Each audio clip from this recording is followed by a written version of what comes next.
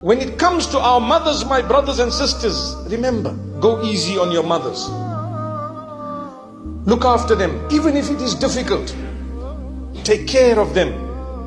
One day, if your father's passed on, where does that duty go?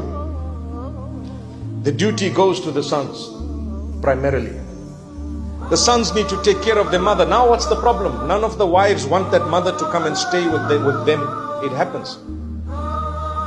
Well, in that particular case, can you work something out? Do you have enough in terms of means to keep her slightly separately but very nearby so that you can help and keep someone, a helping hand, or someone who can cook and clean for her and so on? If you can, it's your duty.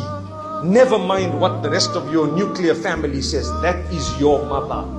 My beloved sons, if you run away from the duty of looking after your mother because of your wives, I wonder what you're going to tell Allah. I wonder what you're going to tell Allah. When Allah says, but I chose her to be your mother. You didn't choose her. I knew what was going to happen. Part of your challenge. Navigate through it. No problem. Pray. Pray every day. Cry to Allah. Oh Allah, help me. Open my doors. Talk to your mom. Say, look, you know what? Make it easy for me.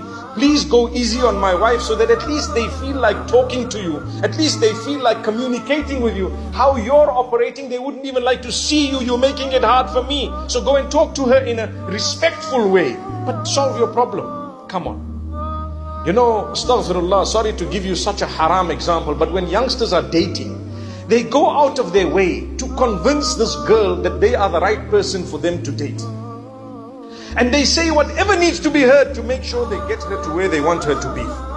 You want to marry someone, you go out of your way to convince. For a haram, you want to go and lie and deceive and cheat to get something exactly where you want. Don't come and tell me you don't have enough brains for the halal to come and convince regarding your own mother and your wife. You have to apply your brains and you have to ask Allah's help and go for it. But you have to look after your mother, come what may. It doesn't have to be right within your own home and circle, but very nearby if possible. Sometimes you have sons and daughters, and the sons, none of them want the mother to look after her. What happens? Well then, the husbands of the daughters, although it is not their primary duty, but if you love your wife enough and you really want Jannah, your duty is to look after widows and orphans that are random, not even related to you. Imagine what reward you're going to get to look after a widow who's actually related to the love of your life. Allah. Do you get what I'm saying? We say, it's not my duty, that's my wife's parents.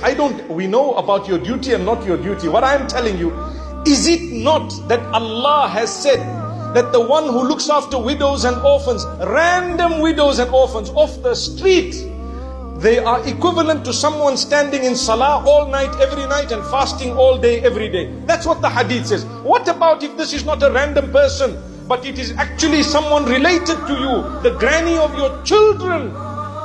Can't you fear Allah?